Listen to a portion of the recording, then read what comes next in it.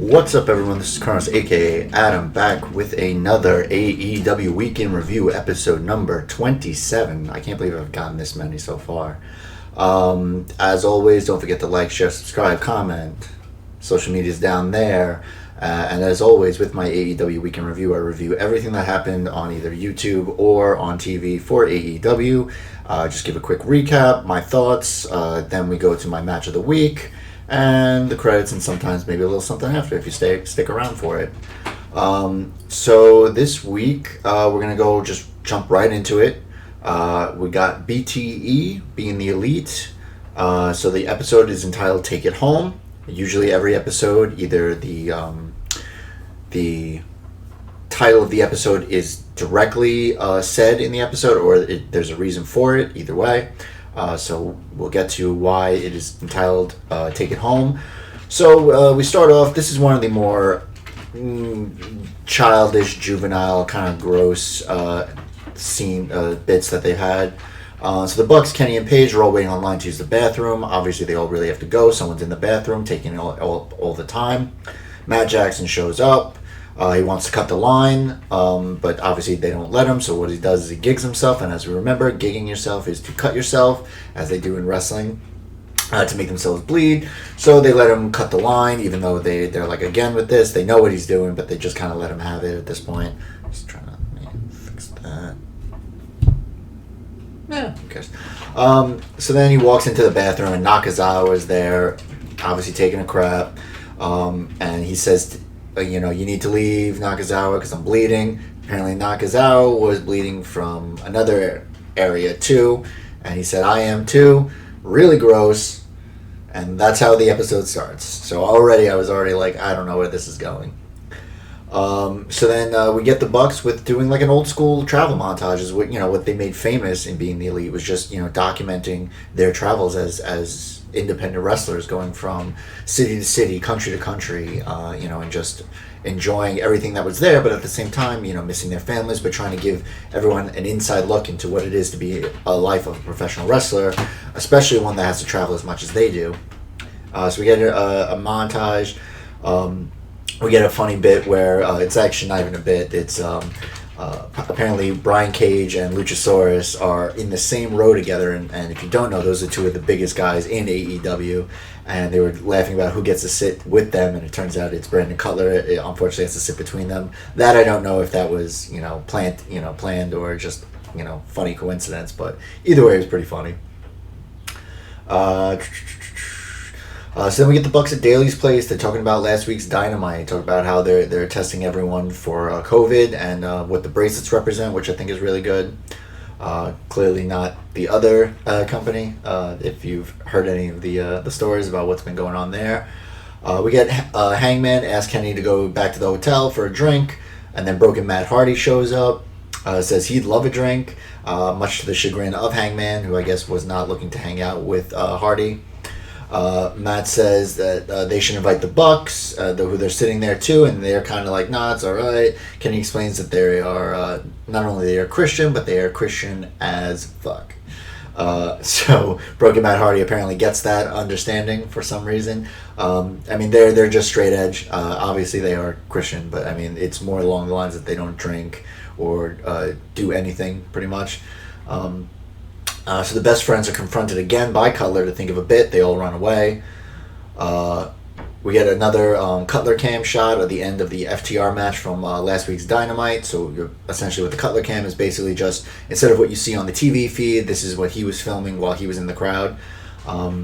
So, with all the tag teams in the ring at the very end of it, when there was that big scrum there. So it's just a cool angle. We get SCU. So we get Tony Schiavone coming into their dressing room. He asks, Christopher Daniels about the colonoscopy.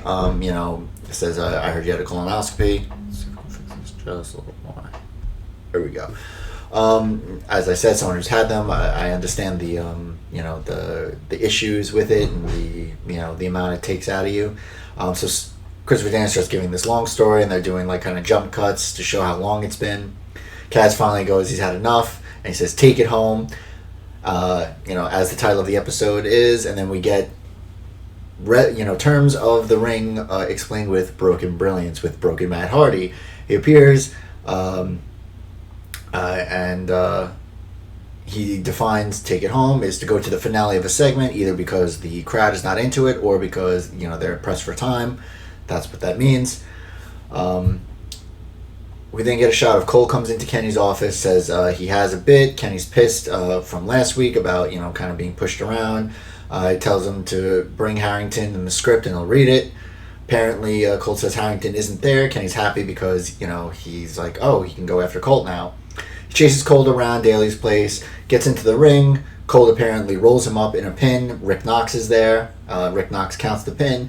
He gets in Rick Knox's face. Rick Knox pushes Kenny over, and he's like, does everyone in this company can beat the shit out of me? So it's kind of funny. Obviously, I know people have some issues with Kenny kind of taking a little bit of a back seat, but as always, I don't have a problem with it. Alex Abramentes with the Speaking Spanglish segment with Santana and Ortiz. Chiquilla, it means something to check out or something like that. I don't know. Best friend's still thinking of a bit, no good ideas. Trent says they've been having the best year of their lives, and obviously no one agrees, just because of the actual stuff going on and in the ring. I mean, they've been doing all right, but so we get Hangman meets up with Private Party and Hardy as they're talking. Private Party is telling Hardy the whole story about what happened. Hangman looks like he's about to pay them back the $12 to try and bury the hatchet. Nick Jackson shows up and says that the fans hated their bit from the last few weeks, and that they're getting kicked off BTE. They think it's a rib. Nick says he's being dead ass, and once he says dead ass, Private Party's like, whoa, that means it's serious. And Hangman kind of slinks away, not having to pay the $12, so good for him. Let's see. I thought I put this on silent. I did not. My bad. Okay, so let's see. I feel like it should be a little lighter, but whatever. So let's see where we're at now. Okay. So we're done with BTE.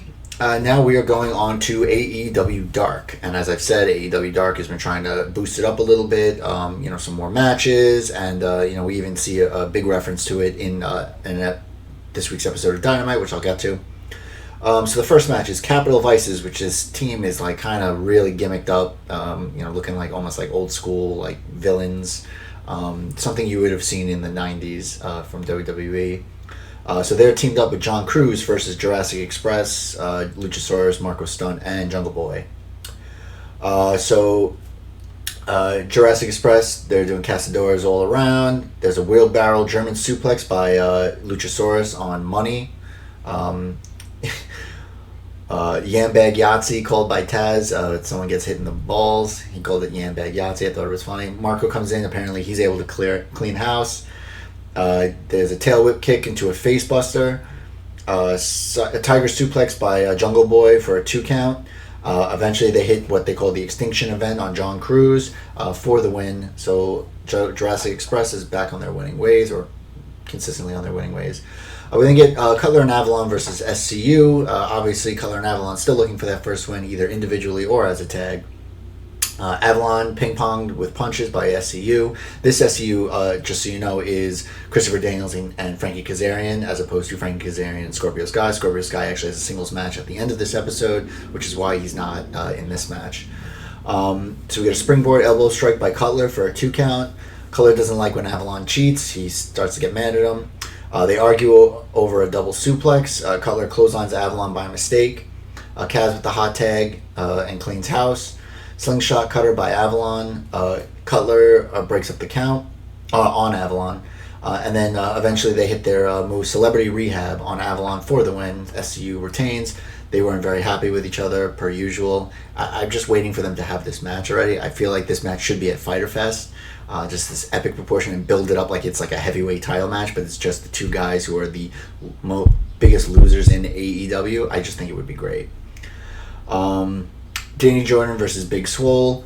Swole throws the burn book into the crowd. That's because that's Danny Jordan's gimmick. Danny laying into Swole. Swole hits a cutter. Then she goes for Dirty Dancing and the win. Not a very long match. She starts talking trash to Britt Baker, which we will see more on Dynamite, when I discussed that. We get a backstage interview with Leva Bates. Cutler says the plans just don't work, and Cutler and Avalon argue, and they're done tagging together. So this just means that they're going to face each other. When I love the fact that it's such an easy fix for them to both figure out someone's got to have a win, and they just won't do it. Although it would be funny if they do have a match, ends in a no contest, so neither of them get the win. Then they have their match at Fyter Fest, and then there has to be a winner. So some kind of like, no DQ there, something like that. I think that would be great. We then get David Ali versus Lance Archer. Archer brings some PA into the ring, destroys him. Quick blackout slam, and then ramming the head into the ring for the win, and then does a post-match choke slam. This thing was the squash, your typical squash match. Really quick. We then get Musa and Sean Dean, the captain, versus Joey Janela and Sonny Kiss. Kiss working over Dean. They do like this. Sonny and Janela do this heart attack, Boston Crab drop kick combo, and then double missile drop kicks on Dean. Lance Archer comes out and Jake stops him. Apparently, Lance Archer was trying to just, kill everybody, and Jake somehow was able to control him and get him into the back. Sonny gets the hot tag to Janela. He cleans house. Senton by Janela on both of them. Axe kick in the corner by Kiss. A suicide dive by Janela. And then the top rope Rana by Janela. And then a top rope split leg drop on Musa for the win. So Sonny, Kiss, and Joey Janela have another victory. I think they're actually scheduled on next week's Dynamite, but I think it's a match that I feel like they're going to lose. So I'm a little confused as to why they're starting to kind of pump them up and then just not have them, but we'll see. So we get Red Velvet and Kenzie Page versus Allie and Brandy. So obviously this is going to the whole issues with QT Marshall, and somehow Allie, I guess, got Brandy booked onto this match together. Trying to find some way, I guess, to further the wedge between Dustin and QT. So we get Dustin and QT out with them. Brandy shakes hands. Allie cheap shots Kenzie instead. So they get Allie and Brandy with an actual tag team move together, which is kind of funny. Brandy does the drop down palm strike as her husband Cody would do, and Dustin does. Brandy pushed into Allie. Allie pretends to hurt her ankle. Brandy needs the tag, but Allie is still down. QT's obviously at the side saying she's hurt. Brandy with a pump kick on Velvet. Spear, but she isn't the spear on Velvet isn't because she isn't the legal person. So since there was a blind tag, Allie comes in for the nonchalant cover for the win. I'm sorry. Brandy hits the spear, goes for the cover, but Allie blind tagged her, so she wasn't the legal person. So Allie comes in with a nonchalant cover for the win. Brandy pushes Allie. They start to argue, but then the men come in, QT and Dustin, and break them up, and they end up not fighting anymore. We get Lee Johnson versus Sean Spears. This is his first Sean Spears match since he's been bestowed the glove by Tully Blanchard. He's got the new glove there. Lee has the speed, but he can't match Spears' power. Lee goes for a suicide dive, but gets caught. Spears sets him up on the apron for a pump kick. There's this Lee does this, like, I guess what you call it, like a house kick. That's what Swerve does in NXT. Lee with the springboards. Spears catches him for the C4, but Lee counters. Spears with the sharpshooter, and then there's immediate tap for the win. So Spears gets the win. Obviously, his new persona with the glove. I don't mind him winning with the sharpshooter because he doesn't use it really that often. I just feel like that was, it was too quick of a tap for Lee Johnson. I think they've established him really well as not only obviously he's a jobber, but he's got talent. So for them to tap so quickly, I don't know, I just thought it was a little ridiculous. Anyways, okay, so then we get we got a lot more. Brady Pierce and John Skyler versus Dark Order, consisting of Eve Luno and Stu Grayson. Obviously, Brady Pierce, I've said, is that guy with the big, he's huge, good-looking guy, crazy bright boots, whether they're bright red, bright gold, just seems very out of place. We get Silver, Reynolds, 10, and 5 all come out with the Dark Order. They're all over Skyler, just Uno and Grayson. Skyler with the hot tag to Pierce. Top rope senton by Uno. Pierce breaks up the count. They hit the fatality on Skyler for the win. Brody Lee shows up, clapping, showing his approval. We get Griff Harrison versus Jimmy Havoc. So since Jimmy Havoc's name is being invoked right now, Jimmy Havoc will be taking an indefinite leave from AEW. Obviously, if you do follow wrestling, you've heard about the number of allegations amongst many, especially in the British wrestling community, by women speaking out about abuse. And I believe there have been talks of men as well. Obviously, it's not just sexual, it's physical, it's mental, emotional abuse at the hands of many wrestlers. I'm not a reporter, nor am I'm sort of, I guess, you could, if you had to classify me as a pundit, because I just kind of talk about what happens. I don't want to get too deep into it. One, because I am not up on everything and all the allegations, and two, they are allegations, so I don't want to put out information that could potentially hurt someone's career, as if anyone's really watching me. But just because I don't know about the everything that's happened, I don't want to opine too much on it. Obviously, to say that there's never been any of this in the wrestling community would be ridiculous, because it's in every community, not just the wrestling community. And obviously the women who are coming forward are very brave to be able to. Obviously, everyone should be heard. There should be investigations where it's applicable or where it's possible. And obviously people are going to make their own decisions. If there isn't a stone cold 100% proof, like video evidence or anything like that, obviously people have to make up their own mind, know the person, whether or not they feel that person did it or not, and act according to how they feel. That's all you can do. So Jimmy Havoc has been given an indefinite leave from AEW. I believe he will be, as far as I remember hearing, he was going to be going to rehab for both substance and emotional issues that he has, mental issues. Which, listen, I mean, if he does have those issues, then I'm glad that he's seeking the help. Obviously, so many people in this country or in this world have these issues and they don't talk about it. They should get the help they can. It's not a weakness to ask for help. It's actually strength to ask for help if you need it. That shows that you are humble enough and that you're strong enough to allow someone in to be able to help you. So I continue to say, do that. Anyway, back to the match. Griff Garrison versus Jimmy Havoc. No easy way to segue back into that. Havoc stomps the arm, kind of like Shayna Baszler style. He throws Griff into the barricade on the outside. He misses a chop, hits the post. Havoc hits a Japanese arm drag into the corner. He misses an acid rainmaker. Griff with a stinger splash for a 2 count, but then eventually hits the acid rainmaker into the fisherman DDT for the win. We get Skylar Moore versus Penelope Ford. Kip obviously is out there with Penelope Ford and with their dog. With their dog Oscar. Ford pulls Moore against the ropes like a slingshot. Moore with the gut wrench suplex for a 2 count. Ford with a handspring off the ropes cutter. And then eventually she hits the fisherman suplex for the win. Pretty quick match. Obviously they're pushing Ford very well. We'll see even further on Dynamite. Obviously they're very high on her, and with the unfortunate injury to Chris Statlander, that obviously elevated Penelope Ford. The injury to Britt Baker obviously elevated her. She was already on her way up, but those obviously accelerated the push. And then we get our main event, which is Robert Anthony versus Scorpio Sky. Robert Anthony had the match with Jon Moxley last week. Good wrestler, a lot of mat based, somewhat even. They seem somewhat even between the two of them. Anthony with a flip over suplex for a 2 count.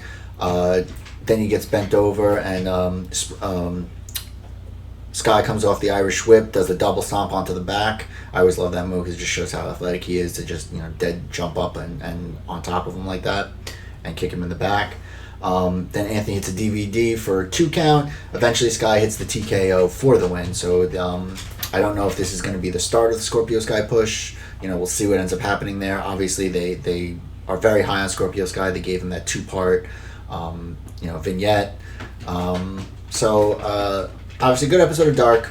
Pretty predictable as always, but getting exposure of the guys who are kind of middle of the card, and allowing them to get some wrestling in, and then obviously just giving these names to these unknowns. Obviously, Alan Angels was able to parlay what that into a member of the Dark Order now.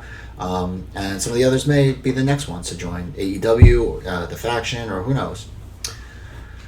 All right, let's see where we're at.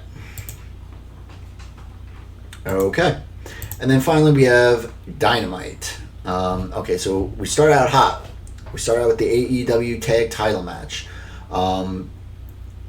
Kenny Omega and Hangman Page, the champions, versus QT Marshall and Dustin Rhodes, the Natural Nightmares, as they are called, the number 2 ranked. Still yet, I think this is the third team to get a tag team title shot before Best Friends, even though Best Friends are the number 1 contenders and will get their shot at Fyter Fest, which I'm so hoping they win. Anyway, so we get Tony Schiavone's on commentary. He gets a note from Britt, and throughout the night, at least the middle, from the beginning to the middle of the episode, Britt Baker has kind of a clothesline set up, and she's just sending notes back and forth as opposed to just texting. It's pretty funny. Apparently she's isolating herself as well. So we get Omega with a Kotaro Crusher on Dustin. Hot tag to Paige and QT. Each get the hot tags. Paige clears house. Dustin gets the hot tag. Power slam to both. Dustin with his own version of the Whisper in the Wind, which I thought was pretty crazy. I mean, he's doing some wild stuff right now at his age. It's pretty crazy. Then he does a Cannonball Senton on both of them. QT special on Omega, basically the handspring flip over the ropes. QT goes for the Diamond Cutter. It's countered into a Snapdragon by Kenny. Dustin hits the Canadian Destroyer on Omega. Always crazy to see. What do we get here? QT hits the Diamond Cutter on Paige, and then Allie comes out to the ring. QT, I guess trying to impress Allie, goes for the moonsault, misses. There's a double team on QT where they do that kind of throw into the German suplex spot, which I always think is really cool. Dustin breaks up the count. We get the powerbomb V-trigger, and QT kicks out somehow. He gets a V-trigger and a powerbomb and pin and kicks out. So this was a really, really good match. Obviously, you knew who was going to win this, but QT and Dustin really showed a lot out there. There was a lot of close finishes, and QT's really good. Obviously, he's not your prototypical wrestler. He's not your prototypical, as far as main star kind of guy, just between the looks. He's got the balding there, and then obviously, he's in good shape. He's not in rip shape, and he seems a little bit on the older side. Maybe late 30s. You know what? Actually, I'm going to see what his age is before I QT Marshall age. Let's see. Oh my God. I'm so embarrassed.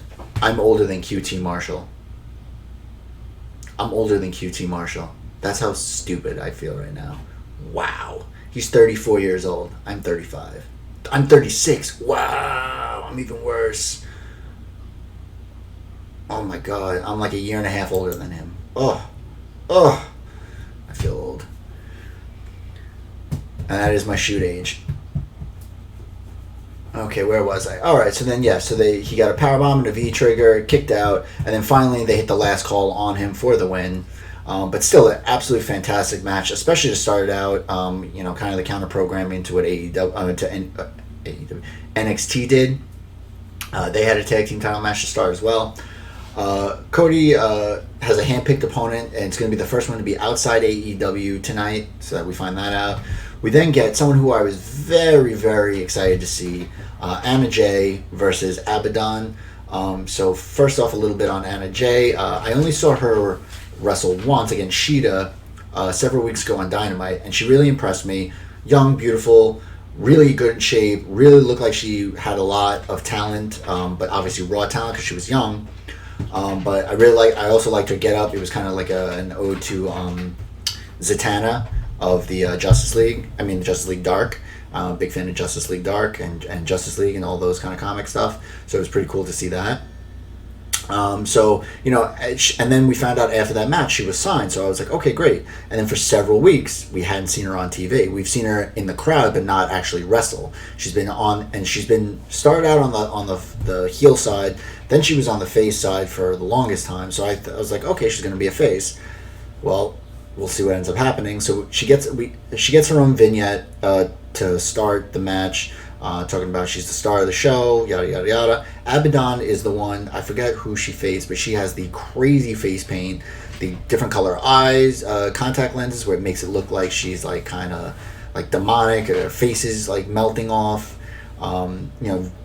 She gets in the ring, she scares Rick Knox, the hell out of Rick Knox. He's jumping up on the corner like an elephant seeing a mouse in those cartoons.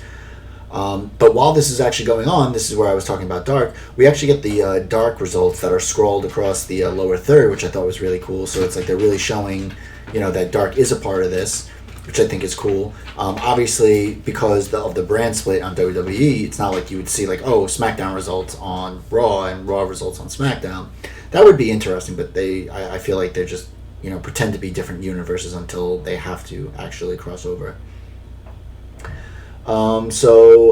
Apparently Anna Jay was trained by Glacier. But early on in the match, we get Anna Jay's on her knees. Abaddon does a step up Rana while she's on her knees, and it turns into like a face buster because as she pulls her legs down with Anna Jay's head between them, just straight into the mat, completely knocks her out, and she wins, Abaddon. And I was just like, whoa. I was like, this is a huge upset. I mean, they've been pushing Anna Jay so much, and she's only had one match, and for her to lose her second match, I just thought that was really crazy. So all of a sudden, while she's passed out, Abaddon wins, goes to the back. Then, while Anna Jay is still like out in the ring, Dark Order's music hits. Brody Lee and the Dark Order come out, and then we see with Cole is at ringside. They hand him an envelope, so he opens it up and he's reading it. I think Mark Quinn like kind of peeked in and gave like a whoa, but he didn't intimate what it was. And then they actually help Anna Jay up and bring her to the back. So now we're thinking, okay, not only did they go after Cole Cabana, but now they're gonna have their first female in the Dark Order. I mean, I assume she's gonna be part of the Dark Order, and then we'll have to find out like does she wear a mask? How they work that. Does she do the John Silver approach and Alex Reynolds, where they only wear masks when they wrestle? Other than that, they don't. So, pretty interesting. We then get something that was set up last week between MJF and Billy. So we get MJF and Billy Gunn. I can say Billy Gunn because I'm not going to get sued, but apparently you can't do it on TV.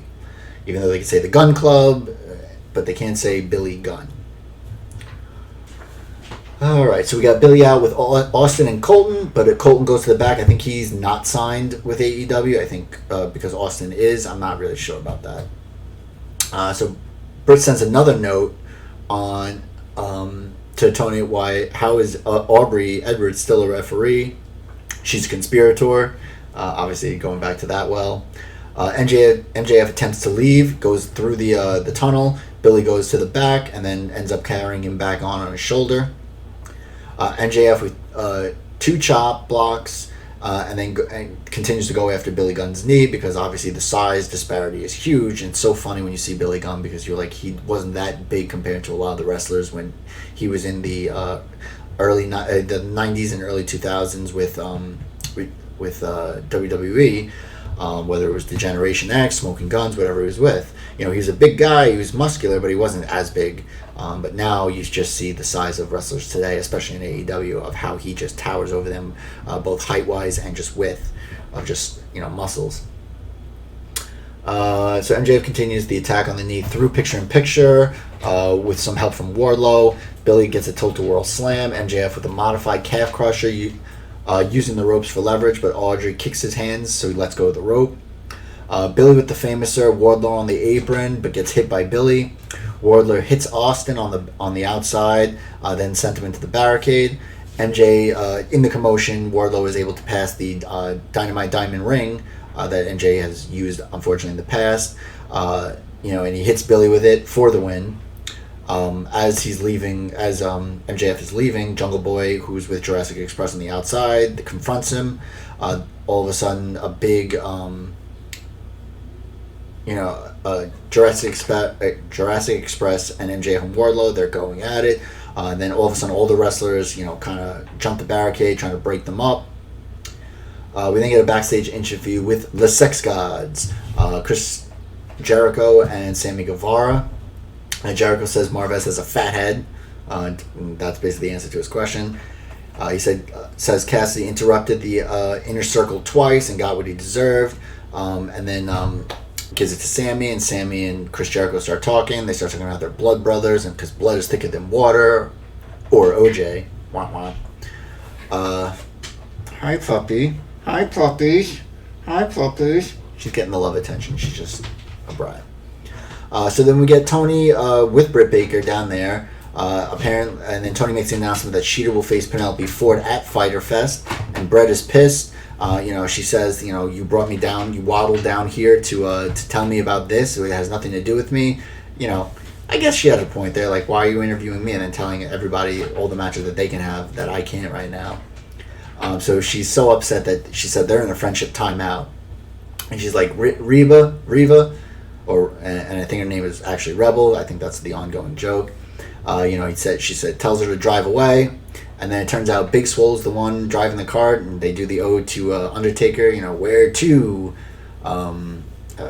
princess or doctor, and then drives off, and then we see the I guess GoPro camera or whatever set up inside the driver's area. So Big Swole is calling her a heifer and I think a trick or something like that. I just thought it was really funny. But it won't be the end for them.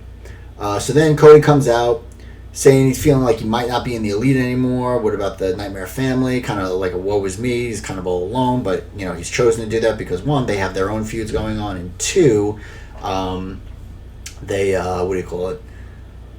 are they're busy with stuff, and he's got his own title shot going on. So I don't know what the problem is. So Arn gets on the mic. Timing is everything, and then we get a video package of Ricky Starks, former NWA TV champ and champion all around the world. I've heard the name before, but I've never really paid attention to NWA or any of his stuff. Apparently, he's a really good follow on Twitter, I think it is, or Instagram. So I got to do that. Just check him out there. So Hager comes out looking on. Oh no, Hager's looking on from the back. There's an even striking between the two. Cody hits a suicide dive. Starks rams Cody into the middle rope. Starts with the leg drop on the apron. Arn moves Cody off the ropes to get him out of the way. And Stark with the tornado DDT for a 2 count. Starts with another tornado DDT. And there's a pump kick and power slam by Cody to counter it for the 2 count. Starks counters the crossroads, gets pancaked instead, but Cody's only able to get a 2 count. We had Starks with a superplex going up to the top. High crossbody takes both them to the outside. We get a missed disaster kick into a spear for a 2 count, and then eventually Cody hits the crossroads for the win.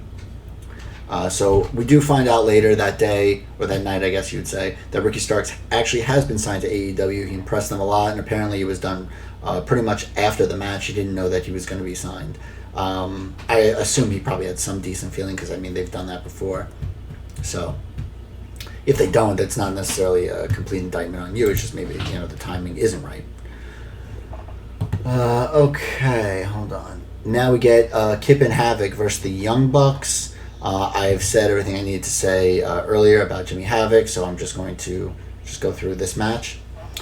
Apparently Havoc had pliers on him, and then the ref found them and got rid of them. Havoc goes after Matt's ribs, which he has the tape up, the DDP rib tape. We get the Bucks with stereo dives. Butcher and the Blade get in their face at ringside as they are there on ringside, which I just find kind of funny. Like, they're going to be fighting, so just, keep them away. Butcher and the Blade jump the rail on the apron, and now they're always dressed in white now, which I just find a little weird. I don't think it's as believable. They don't look as intimidating when they look like they're 2 guys who just came from a painting job. Havoc hits Matt with the wet floor sign for a 2 count. Working on Matt and his ribs during the picture-in-picture. Butcher and Blade come toward Matt on the apron. FTR show up very nonchalantly, very casually. I believe one of them had a cup of coffee in his hands.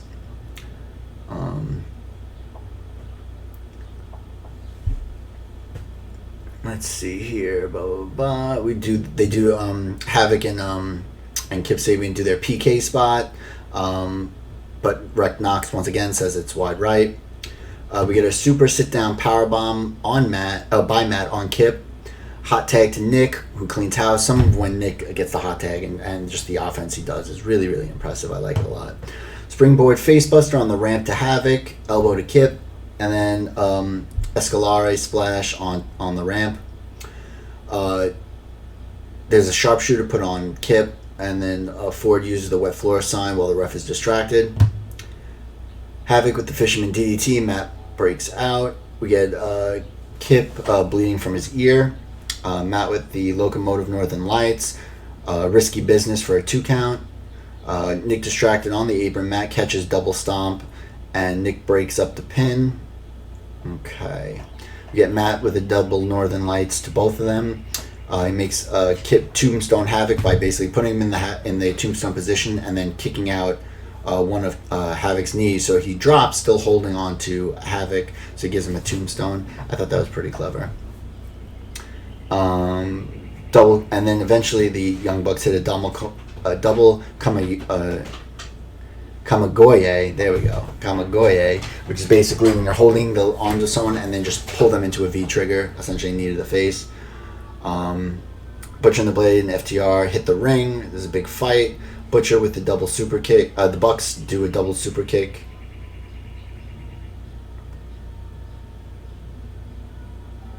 Okay, yeah. Butcher catches a double super kick and then a shatter machine from FTR. And then there's an Indie Taker Mind Breaker by both teams at the same time to opponents. So I thought that was pretty cool. We get earlier today with Cage and Taz.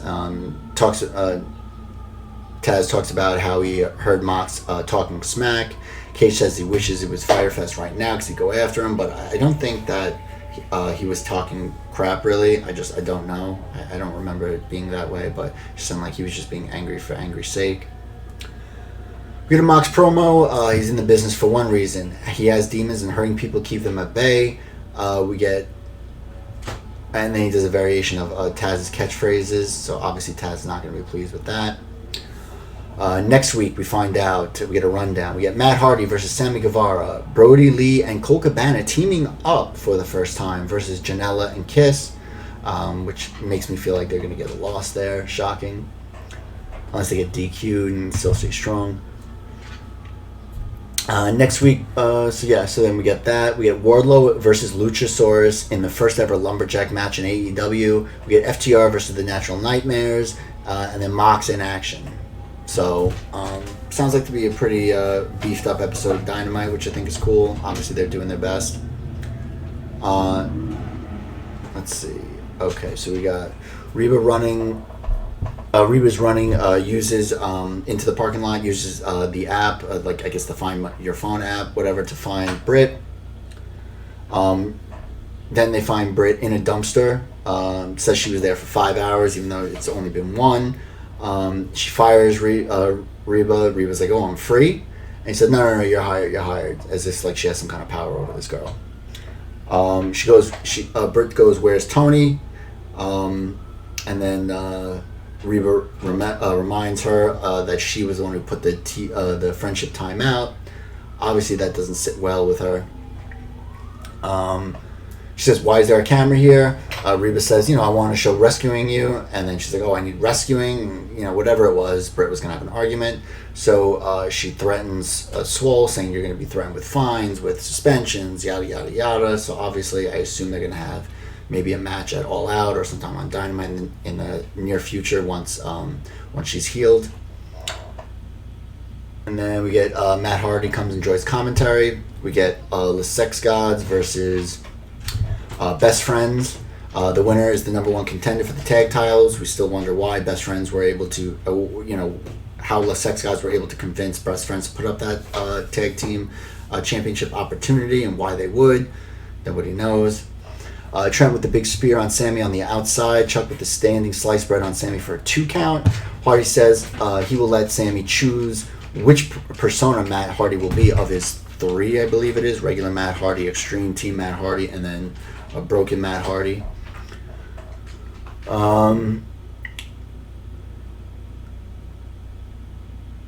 Let's see. Okay, Trent goes for a slingshot plancha, and Jericho hits him with the bat. Jericho attacks Trent's ribs during picture-in-picture. Back from commercial, Chuck misses the moonsault, but hits sit-down powerbomb for a 2 count on Sammy. Soul Food half and half combination. Jericho interrupts a hug while that's going on. So they hit Soul Food. Soul Food having whatever. Knee strikes by both on Jericho. Jericho counters DDT into the Lion Tamer. Trent makes it to the ropes. Sammy caught on the top rope and gets crotched. There's an assisted superplex. Big clothesline. Jericho breaks up the count. Okay, Jericho counters the DDT into the Lion Tamer. Trent makes it to the ropes. Sammy caught on the top rope and we got that. An assisted superplex. Big clothesline breaks up the count. Oh, okay, I have a couple of those. Jericho throws Truck over the barricade. And then Sammy with the bat to Trent's gut. Shooting star press for a 2 count. Sammy ends up being tripped by a cameraman. At first kind of looks, intentional, but then also kind of looks, obviously unintentional. I'm trying to think, innocent, I guess another word would be. So then Trent hits the crunchy roll on Sammy for the win, so they were able to retain it. Still look strong. Inner Circle obviously looks strong. And then the cameraman gets in the ring while Jericho is very pissed that he lost. Takes off his beard, takes off his hat, revealed to be none other than freshly squeezed Orange Cassidy, ladies and gentlemen. And then he goes after Jericho, like with such emotion and anger that you'll have never seen if you've watched him long enough. You'll know exactly what I mean. It was kind of ridiculous. Hello, puppies. She just wants attention from me. She wants attention. Do you want attention? All right, let's see here. So he goes after Jericho, beating him up. He even does a Superman punch. And then before they go off the air, we're told that Tony Khan has actually signed Jericho versus Cassidy at Fyter Fest. So that's going to be a fantastic match. I can't wait for it. And there you have it. Let's see, where are we at here? 42. Okay. So I want to give my match of the week. There we go, yeah. So my match of the week is actually the opening match of AEW Dynamite. It was the tag team title match, Paige and Omega versus QT and Dustin. Like the Natural Nightmares, say what you will about them. Why were they number 2? They weren't really, they haven't really beat that many teams, but they have been consistent. And I got the opportunity, and so what? You're allowed to get the opportunity because my thinking of it is that Best Friends already secured their number 1 contender status no matter what. So it doesn't matter who they're facing; they're just gonna have to face whoever the champion is. Obviously, you worry about momentum, but anyway, QT and Dustin, the Natural Nightmares, I do think is a very good team. I think QT is underrated, clearly younger than me, even though not so much younger than me, but still younger than me, able to do what he does. So, I'm not sure what they're doing with this alley gimmick. I'm not really sure. But either way, Paige and Omega look really good as always. And they always put over whoever they're fighting very well. So we got that. So that is it. As always, don't forget to like, share, subscribe, comment. Obviously, there's a lot going on in the wrestling world as I touched on earlier. If I know they're using the hashtag, I guess, speaking out or speak out. But I would just look for those type of things, or just look at statements made by AEW and or WWE about certain individuals who are fired. I believe Jack Gallagher from WWE has been let go as well. So anyway, as always, social media there. Don't forget to like, share, subscribe, comment. I know I already said that. And, stay safe, love each other, really, both, especially the love each other part. You've got one world, you got one life. Don't spend it hating other people. I guess that works. Until next time, bye now.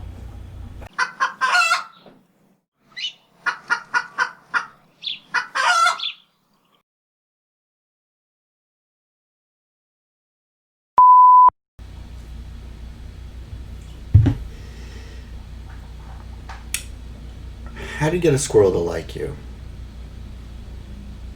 Act like a nut. That's me waiting for the laughter to subside. Why don't eggs tell each other jokes? So they crack each other up. What do you call somebody with without a body and without a nose? Nobody knows. And yes, that is until next time.